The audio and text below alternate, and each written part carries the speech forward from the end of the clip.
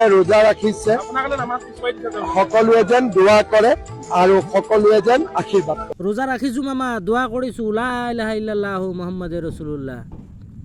আপোনাৰ কাৰণে দোৱা কৰিছোঁ, আপুনি যাতে এই মুখ্যমন্ত্ৰীৰ পৰা একদম 26ত আপুনি যাই প্ৰধানমন্ত্ৰী হৈ যায়, সেইটোৱে দোৱা কৰিছোঁ, লা ইলাহা ইল্লাল্লাহু মুহাম্মাদুৰ ৰাসূলুল্লাহ।